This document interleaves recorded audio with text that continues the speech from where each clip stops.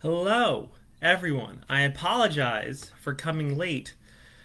I tried to come slightly earlier, about 3 or 4 minutes ago, but still late. But my Chromebook is being difficult with me today.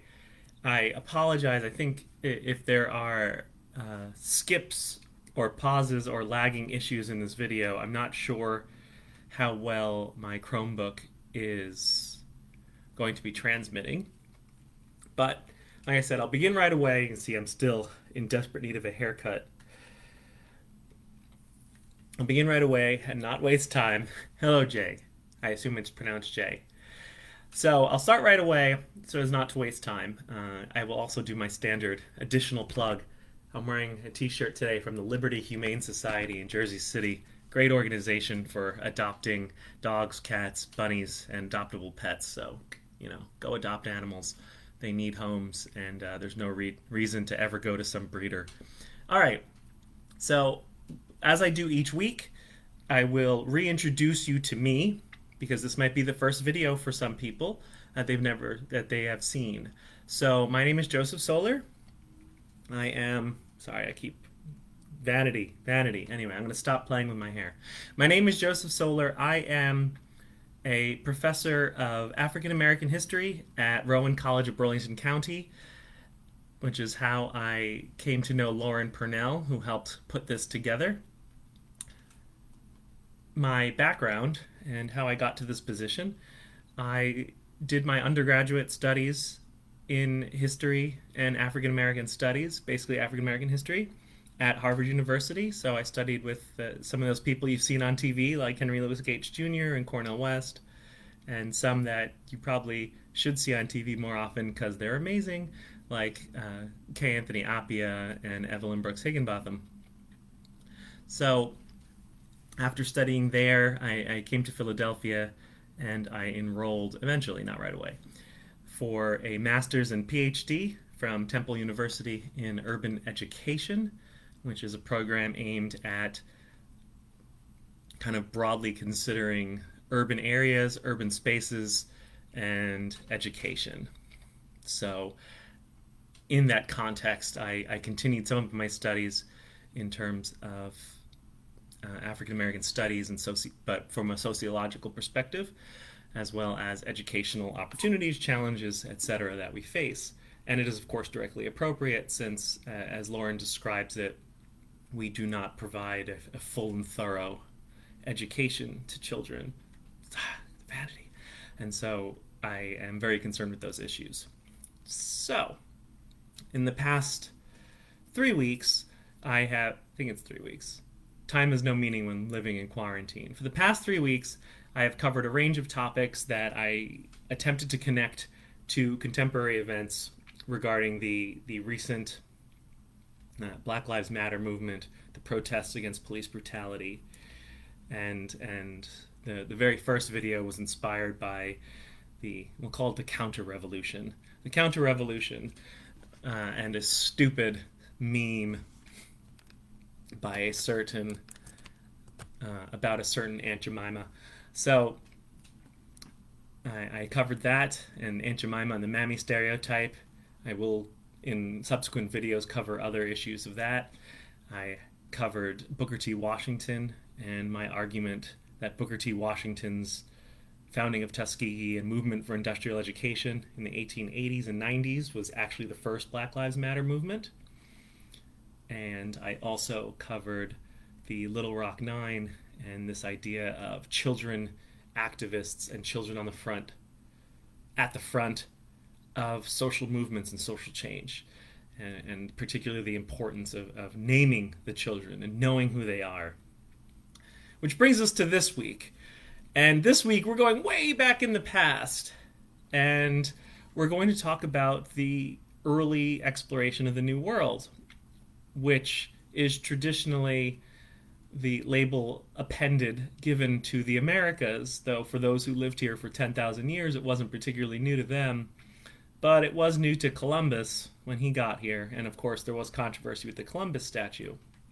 But one of the great missing realities of the Age of Exploration, as they call it, or the Atlantic world, all concepts which I will discuss in greater detail, is the fact that although driven by European monarchs, specifically, right, the Spanish monarchs, Ferdinand and Isabella, the Portuguese king João's, English, French, etc., these were not exclusively European ventures.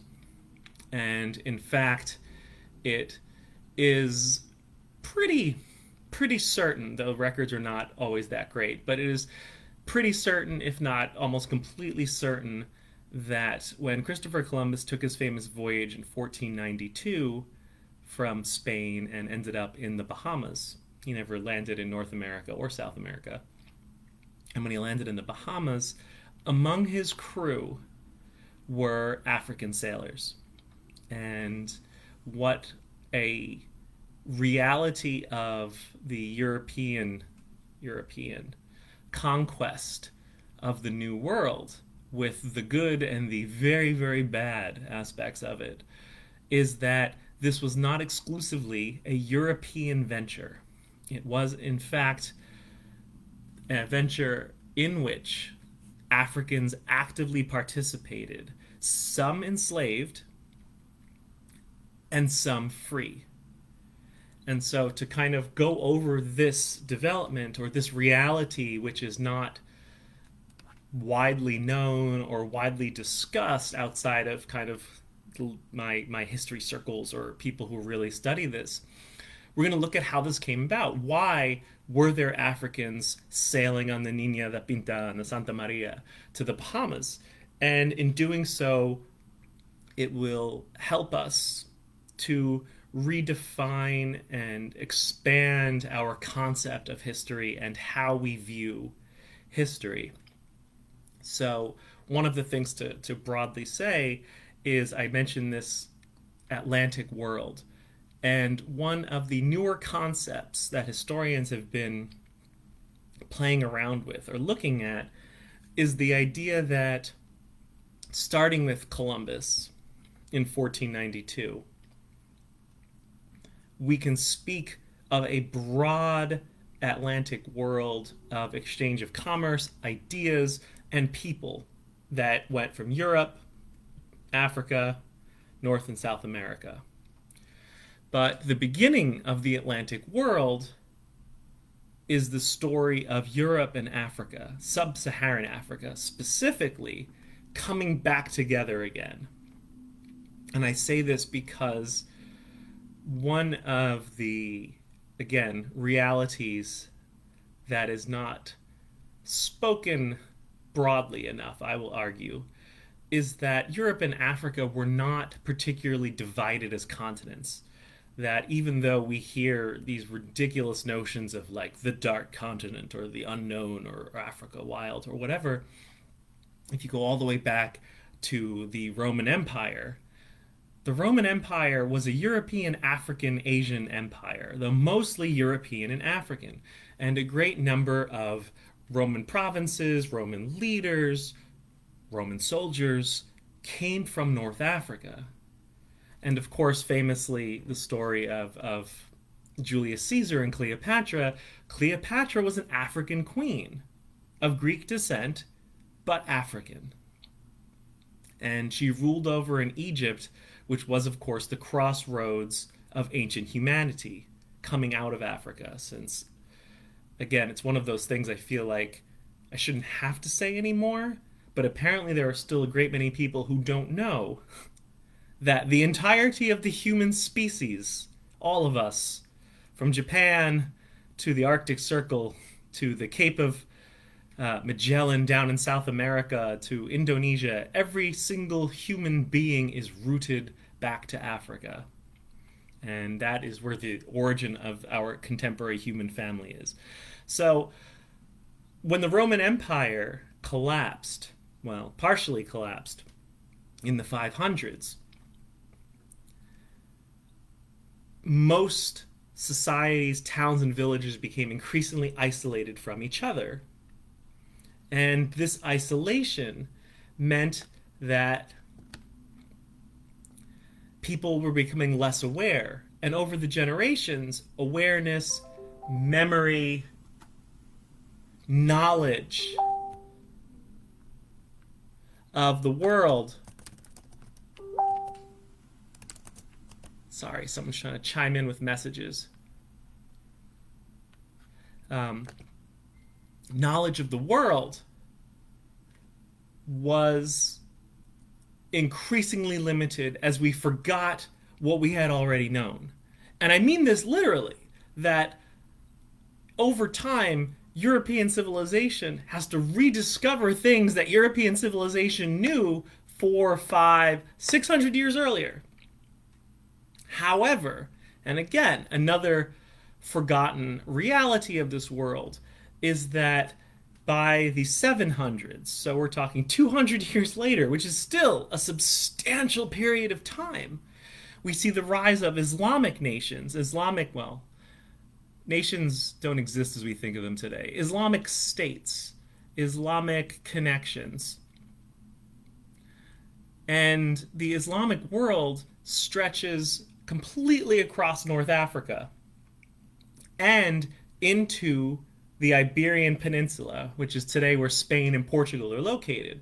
So Africa comes to Europe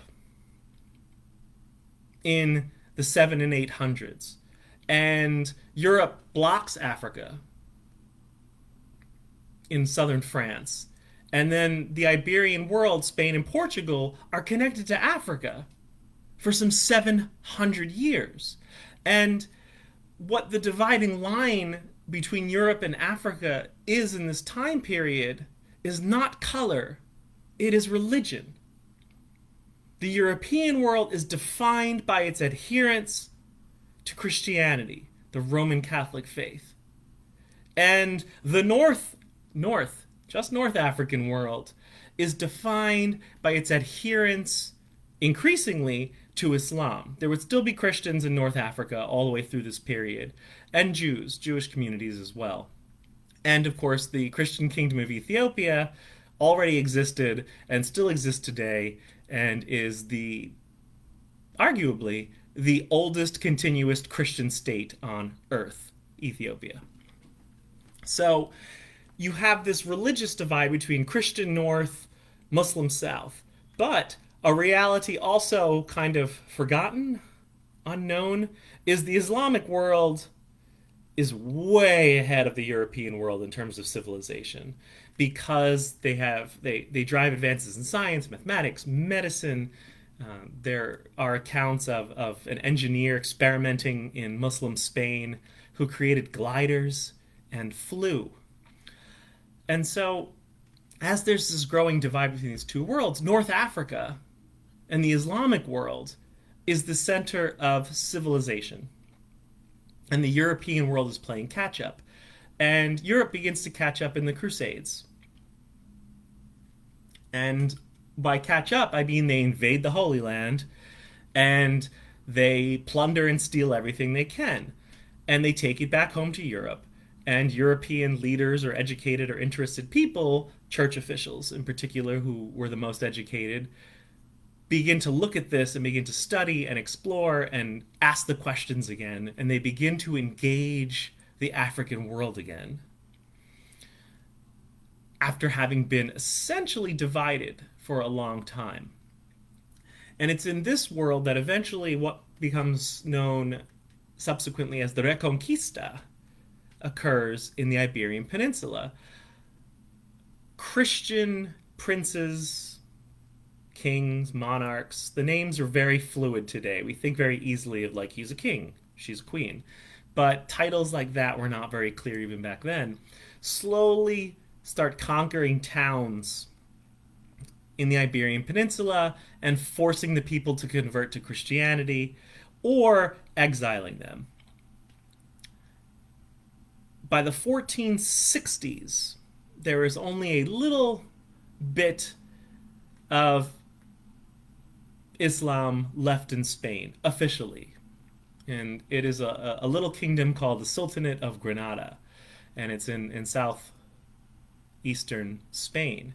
But there are three Christian kingdoms, large Christian kingdoms on the Iberian Peninsula: the Kingdom of Portugal, the Kingdom of Castile, and the Kingdom of Aragon. And these three kingdoms are aggressively promoting Christianity, but they're also rivals with each other. And the balance of power will get thrown off because the Queen of Castile will marry the King of Aragon, and suddenly two of the three are together against the third, which was Portugal. And the Portuguese, even today, Portugal is the far southwestern corner of all Europe. The Portuguese are effectively shut out of the Mediterranean. And the Mediterranean Sea is the great sea highway that connected Europe and Africa. That is how the Italians, the Greeks, the Carthaginians, the Egyptians, the Amazigh, all of the peoples of southern Europe and northern Africa interacted, traded, met, married, all of those things, and came together. Now the Portuguese are shut out of that. And so Portuguese sailors begin trying to figure out a way to expand Portuguese power, considering that they are shut out of the Mediterranean. And so they begin to study the currents. I'm actually going to show a visual today. They begin to study the currents and the winds, and they begin designing these new types of ships called caravels, which were able to more effectively sail in the ocean and take advantage of the wind and currents, and most importantly, get back home to Portugal. And so by the 1460s, Portuguese sailors begin sailing south and west down along the African coast. They land in the Madeira Islands, which the Portuguese will settle. They land in the Canary Islands, which the Spanish will eventually take. And they begin touching down along the African coast. As they go along the coast, they leave markers of where they had been, these pillars. You can see little dots that indicate where they were along the coast. Finally, in 1474, yeah, no, yeah, 1471, sorry. So 1470s, we'll say broadly. They land on the coast of a kingdom that was the power in West Central Africa.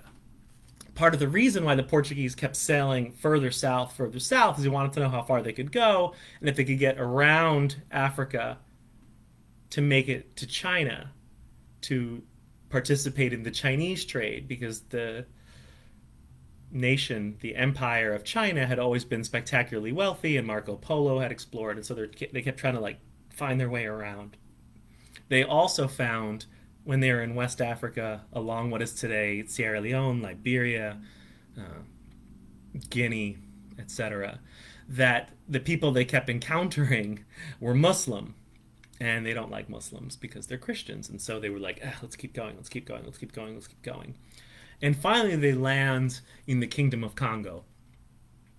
And the Congolese king, Singhan Kuwu, was very excited himself to meet these different people. He had never seen people quite who looked like them before, although he probably had heard about them because he's connected on the African trade routes. And he immediately begins talking to them, and they exchange gifts, ceremonial exchange of gifts, and the Portuguese go home and then come back. And what happens is the King of Portugal, on his second mission, will officially attempt to establish a sort of diplomatic alliance between the Kingdom of Congo and the Kingdom of Portugal. The reason why is the Kingdom of Portugal needed allies against their enemies in Europe. And here was this wealthy land, which had already by this point, they were well aware, skilled metal workers, large population, and advanced enough technology that they'd built a major city on the coast. And so the king of Portugal thinks this is great. And they're not Muslim. And so the next trip around was chock full of Catholic missionaries.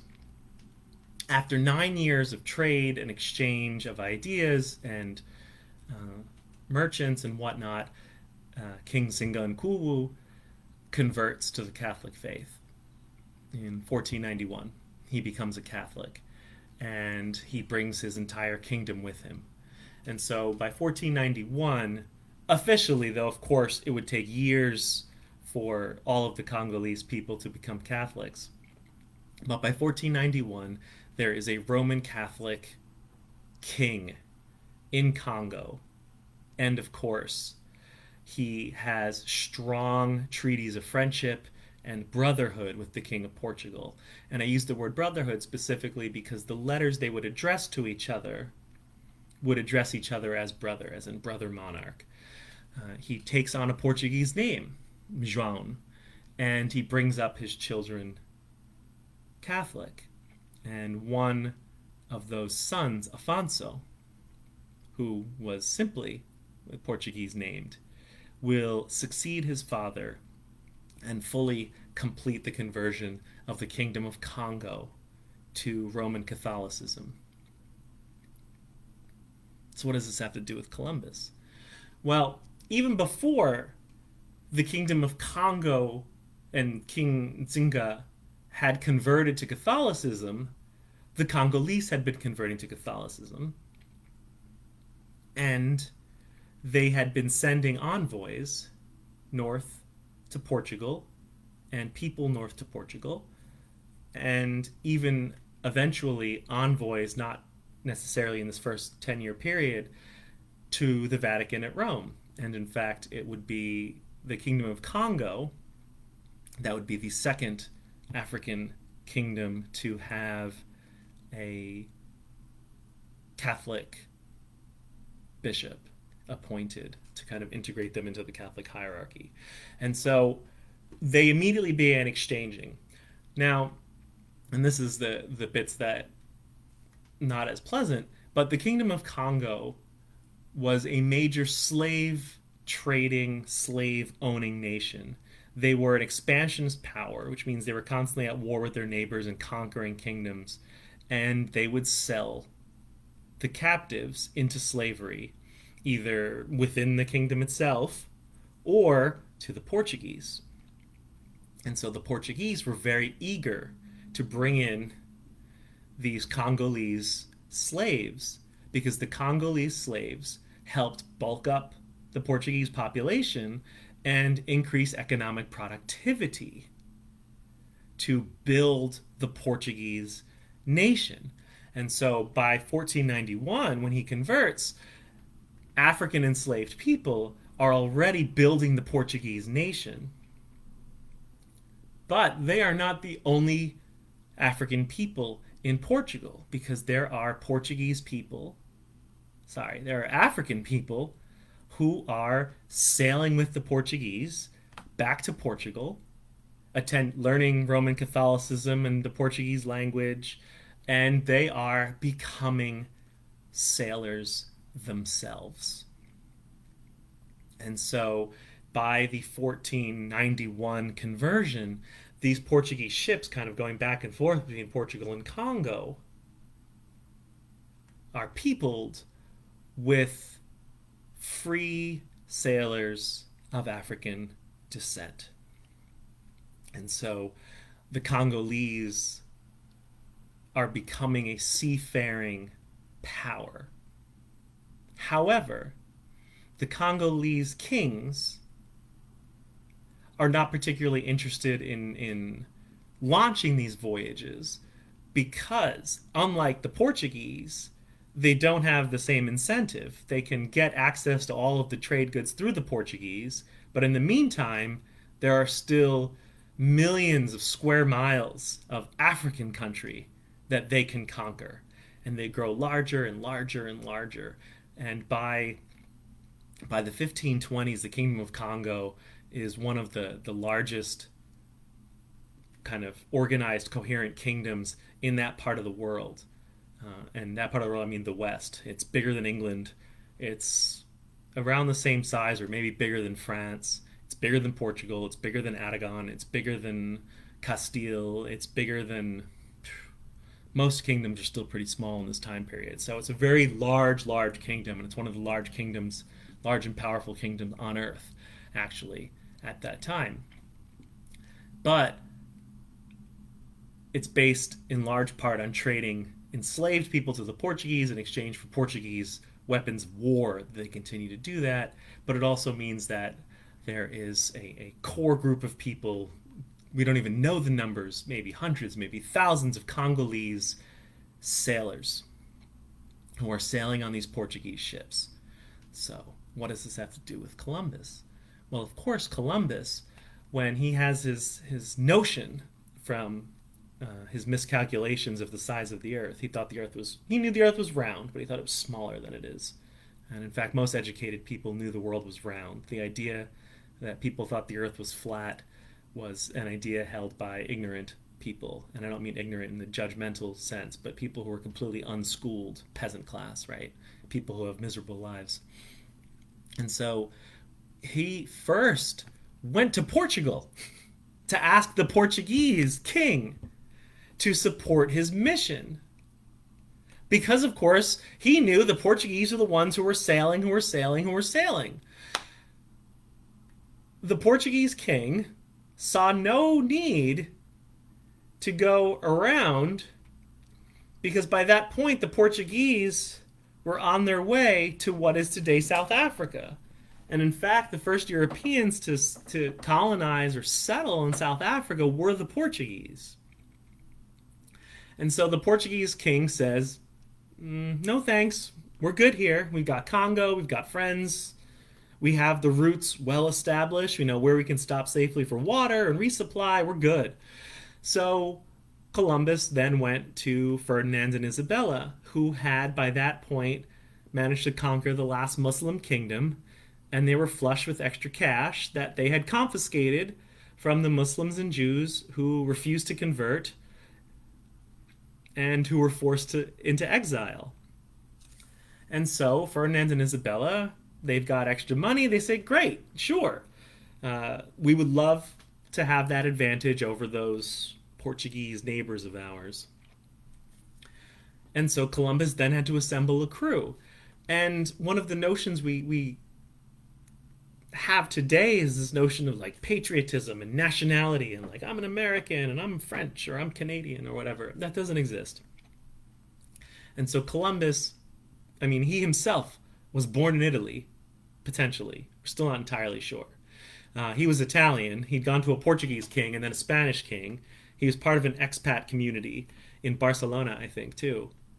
And so he went around looking for crews that could sail the oceans. And what that meant was the crews that had the most experience on the ocean trade were the Portuguese and the Congolese. And so among Columbus's crew as he heads west are Congolese African sailors, as well as Portuguese, Aragonese, Castilians, maybe some other Italians.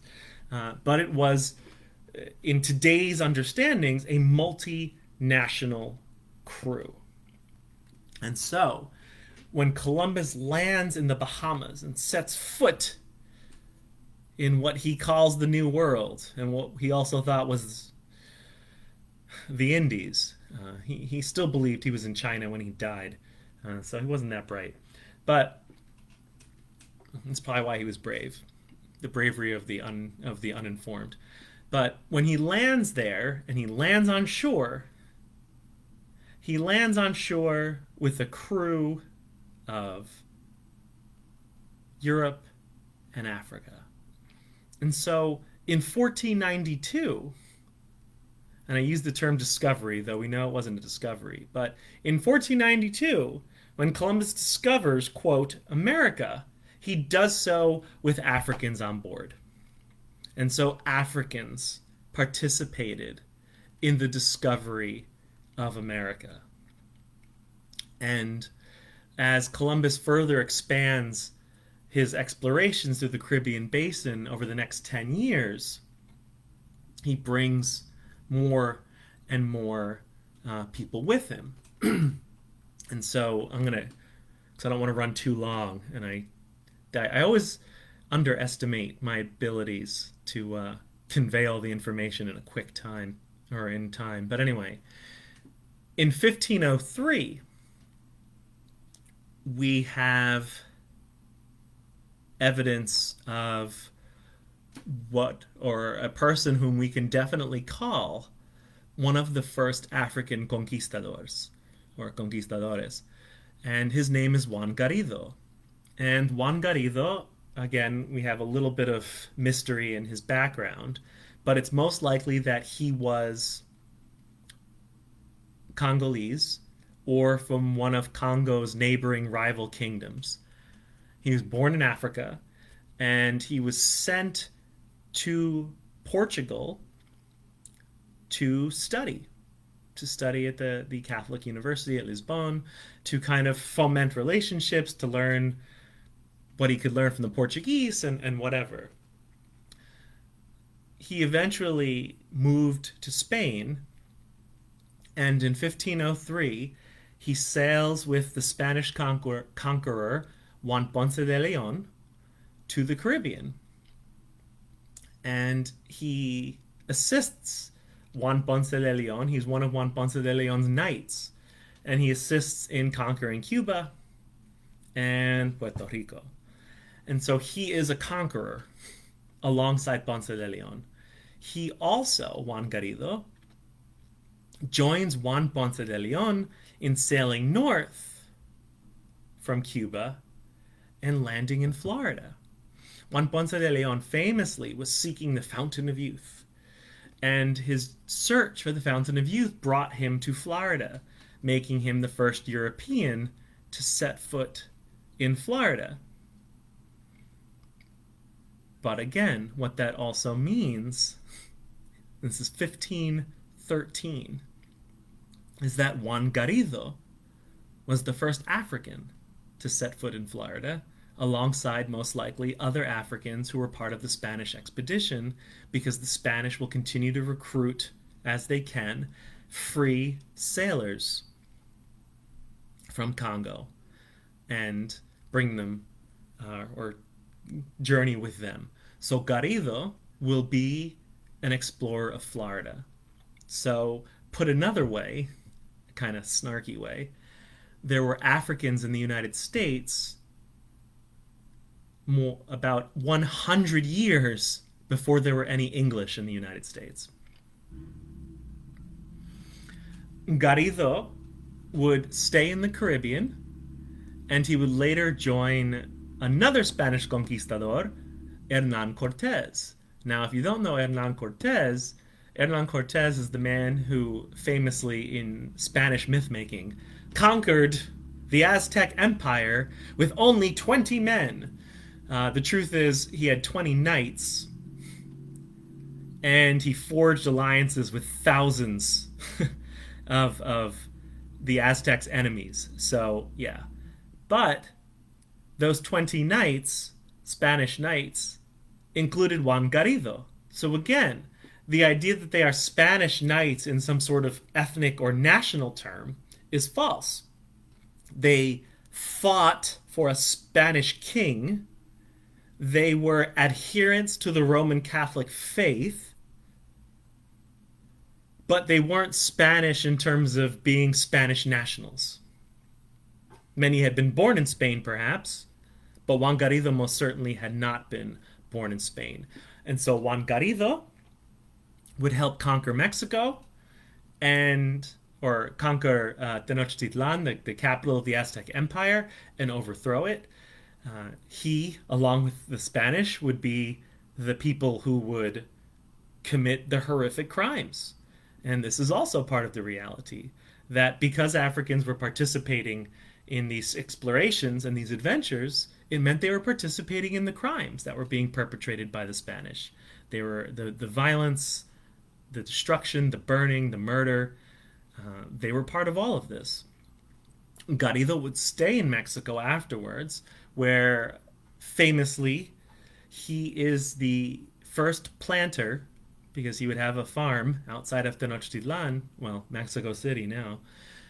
He would become the first planter of wheat in the New World. But he would continue participating in journeys and explorations, and Garido would travel north looking for the seven cities of gold, and he would be one of the first Europeans. Again, he's African, but this is how much our history is slanted to just saying Europeans did it, Europeans did it, Europeans did it. Except, of course, when it comes to the genocides, then suddenly they want to share responsibilities. But he would be one of the first people, not of America, to explore north towards California. We're not entirely sure if he made it to California because records were lost.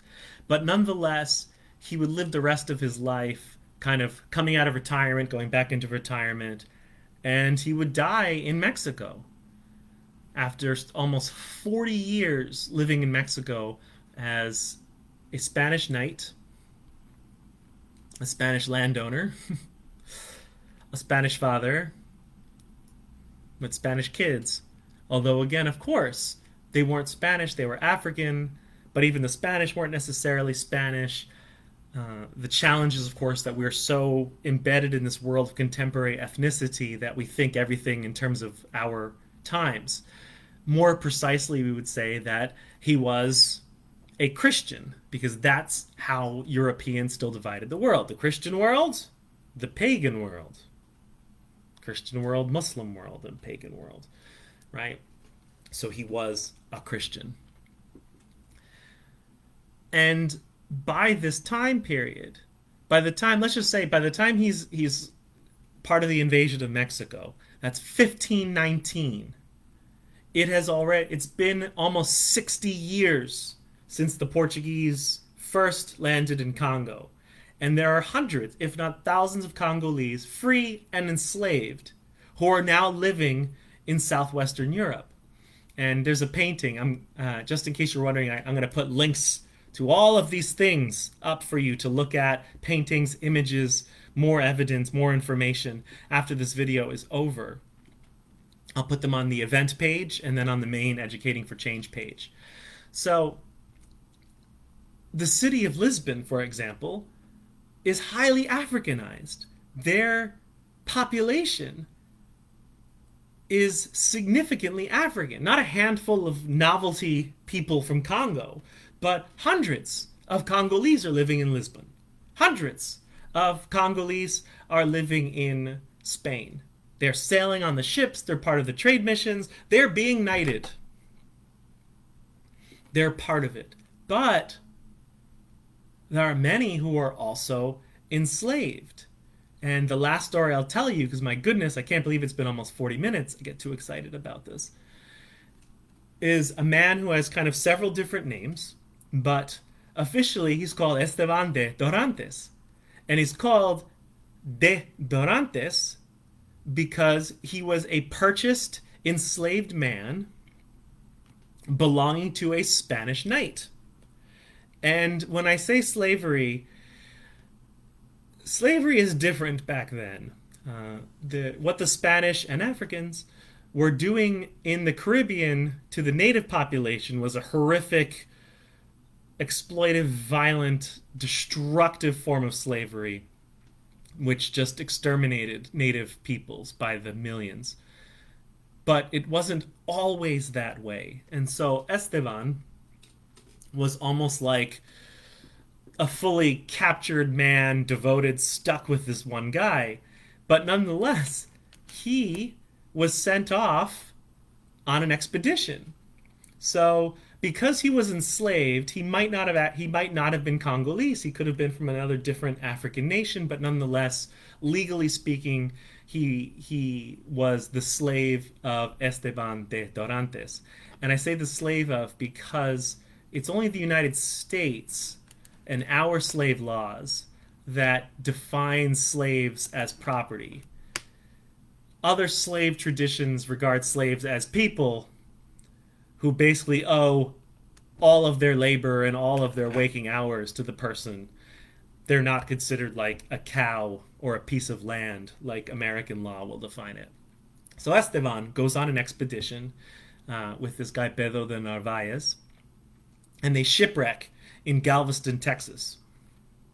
And there's a handful of survivors from the shipwreck, and they immediately start heading overland. And this is, sorry, the 1540s. So this is 20 years after the conquest of Mexico, and Juan Garido is down there planting wheat and occasionally exploring north. Esteban de Dorantes, or Estebanico, or Esteban el Negro, or Esteban el Morro, he had many different names, travels across the American Southwest. He travels through Texas, into New Mexico, into Arizona, before finally they turn south and they find one of these Spanish settlements in northern Mexico. And they survive by 1542. What that means is that these, it was, I think by the time they get to the end, there's 2 Spaniards and Esteban. So by the time they get 1542, Esteban and these 2 Spaniards are the first non-native people to see a huge chunk of what is today the American Southwest. So they explored the American Southwest. But Esteban, for reasons either natural genius or necessity, had become very talented with languages, and he had learned multiple languages of the native peoples along the way. And so, in a kind of curious overlap, when Juan Garido and others, although not directly connected to each other, but when they are looking north for those 7 cities of gold, Esteban is sent along to lead the missions north back into what is today Arizona and New Mexico and perhaps even Southern California to find these cities of gold, because Esteban understood the native languages and understood the native cultures. He becomes the interpreter and the translator for these Spanish expeditions of the later 1540s to try to find the 7 cities of Cibola, the 7 cities of gold. And in doing so, he explores the upper northern Mexico and the American Southwest again. And so just to give you that like final perspective, this is just the 1540s, mind you. As the Spanish are exploring the Caribbean and conquering the islands and Mexico and Florida and California and etc., they are not just European white Spaniards doing this. And they build their expeditions by recruiting every competent Christian they can find. And among the many competent Christians that they could find are Christian Africans from the Kingdom of Congo or neighboring kingdoms. What we also are quite suspicious of, or we hypothesize. What we hypothesize as well very clearly is that the way out of slavery in the Spanish colonies and Spain, actually in the Christian world generally, the entire Christian world at this time anyway, was conversion to Christianity, conversion to the Roman Catholic faith in the Spanish case. Later it gets confusing with the Protestant Reformation, but conversion to the Catholic faith. And so there are some of these individuals named, these enslaved people, that the Congolese sell into slavery, or because the Portuguese were bad people sometimes, so they would just land on the coast and just snatch people the way Columbus snatched people when he landed in the Bahamas. Snatching people is a thing sailors did, unfortunately, whether they were European or African. But what this points to, and how some Africans remained enslaved, not wanting to convert, is that Muslim Africans were among the first people, non-native peoples, indigenous peoples, in the Americas as well. And we have a growing body of evidence in later times, at least, that there are definitely Muslims living in Florida, in the Carolinas, in the 17th century. And so, far from the United States having been this some exclusively Christian nation or some such, it was actually a nation in which all the diverse branches of Christianity were evident, but there were practicing Muslims and people practicing Islam in the United States from at least the 1620s and 1630s, and highly likely in Florida as well, as the Florida colony of San Agustin develops more.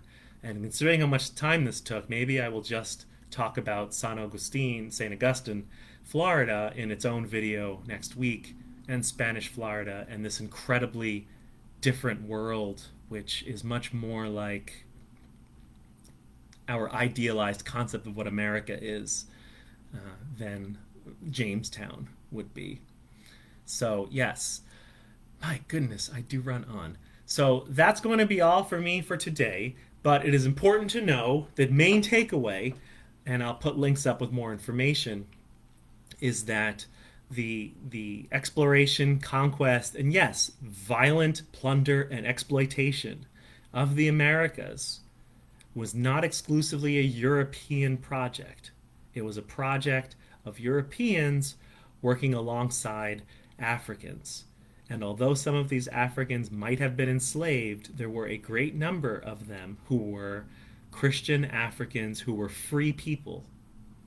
And not just free, but free and granted titles, European jobs, European honors, orders of knighthood, official positions. In fact, Juan Garido was named El Potero, like the doorman, which was an official position as well in Mexico City by the Spanish king.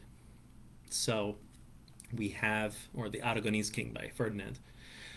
So Ferdinand II, actually. So we have to reconsider our image of the conquest of the Americas, and we have to recognize that the conquest of the Americas was never exclusively a European project, and that the diversity of the people in the Americas goes back, or the conquerors of the Americas goes back right all the way to the very beginning. And so this collision of cultures that occurs in the Americas is the collision of European societies, African societies, and indigenous American societies. So it actually encapsulates a large chunk of the world and the world's cultures in this collision. And it's outstanding. And if we never find more of the records, we'd be able to find so many more incredible things. So I will leave you with this last. I'm going to put up links to two Park Service again, because I use them. They're pretty good. Two links about Esteban and Juan Garido. I'm going to put up, I'll save that for next week.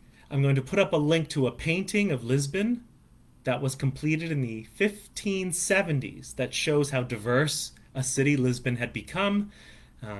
Lots of Africans living there of all social strata, wealthy, knighted Africans, all the way down to one guy who looks like a drunk being carried away, but also fishermen and sailors.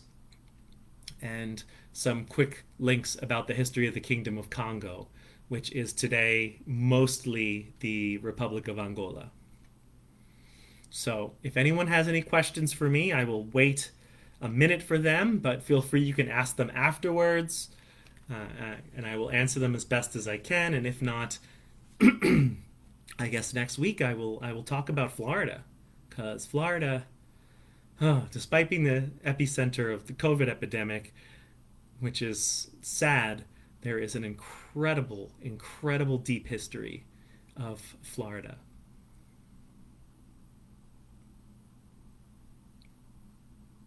So waiting for questions.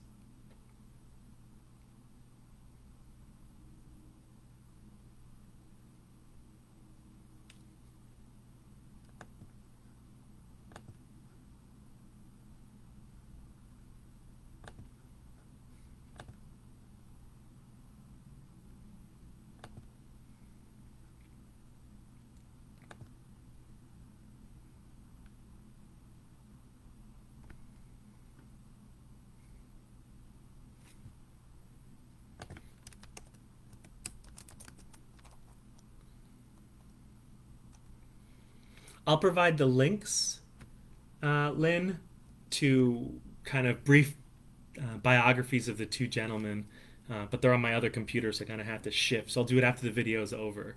But I'll say them for you.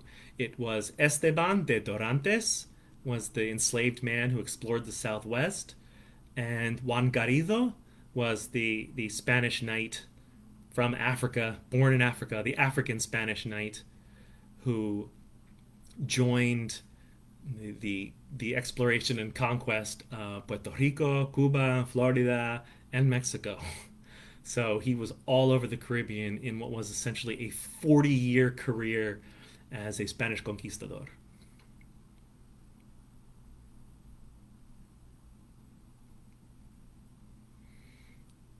Alrighty. Yeah, They Came Before Columbus is a good book. I haven't read the whole thing, but I know of it.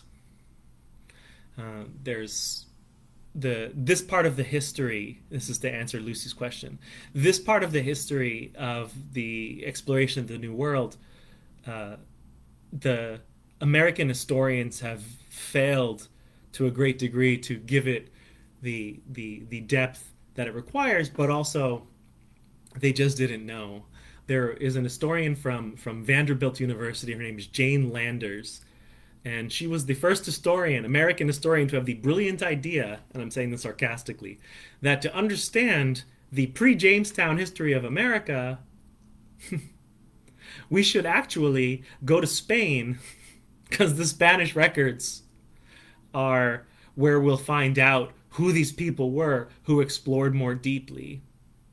To answer your question, Jay, about why is it omitted, I think in part there is the deliberate malicious racism of trying to marginalize the role of African people, particularly in later American slavery history, where Americans are trying to justify the inferiority of Africans as an excuse for slavery. And so if you want to say that a people are inferior, you have to make sure that you don't tell the story of what great navigators and sailors they were alongside their European counterparts. But on the flip side, it meant that for centuries, Africans avoided responsibility for the crimes against the indigenous people. But of course, when we get into the complexity of the story, we see that the human beings have come a long way since the 1500s, and we as a species of animals have been hugely destructive of each other and of the world around us. And unfortunately, natural human equality means we can be equally bad as well as equally good. The book, it's the History Atlas of Africa. It is a little dated, but there is a newer and more bigger version that I think I have somewhere. I wasn't able to find it. I'll also include a link to, well, you can't stream it. There's a documentary series called Africa's Great Civilizations, hosted by Henry Louis Gates Jr., which covers kind of deep ancient African history all the way through the era and resistance to colonization in the 19th century. The great kingdoms of Zimbabwe and Egypt, Sokoto, the Zulu Empire, the Meroese, Nubian, the Oxumites, the Ethiopians. I mean, just it's very big because it's a 6-hour series covering the history of an entire continent where some nearly billion people live. So clearly it's not going to be fully sufficient. But it's still nonetheless very good. I'll put that link up too, just in case you want to maybe buy it or maybe see it on Netflix if you can stream it on Netflix. It's an excellent, excellent series, and it really fills in a lot of our gaps of African history. And the one episode called The Atlantic Age, or Black Atlantic, I don't remember specifically, covers this vital Congolese role in the voyages of exploration and their interactions with the Portuguese and with European societies. It's my pleasure, Jay. I enjoy doing this. I like to say to people that knowledge that just sticks inside your head is dead knowledge, but knowledge comes alive when you get to share it.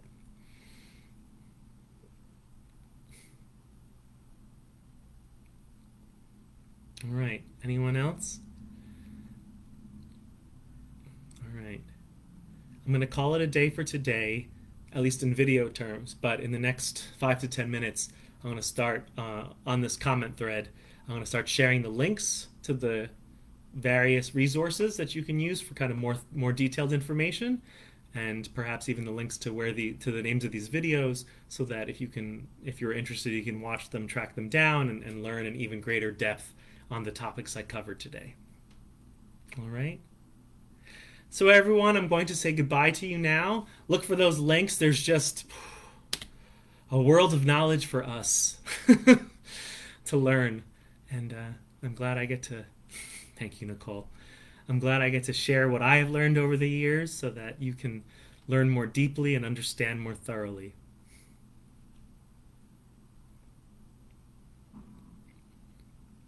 All right. All the best, everyone. And I love your questions, by the way. But next week will be Florida. This is exciting. I already know what I'm doing next week, this week. So next week we'll talk about Florida. And there's a lot. There's a lot there. Okay? Not just bad elections and COVID and Disney. All right. Take care, everyone. I will see you all next week. Hopefully my hair will be better managed. All right? Goodbye.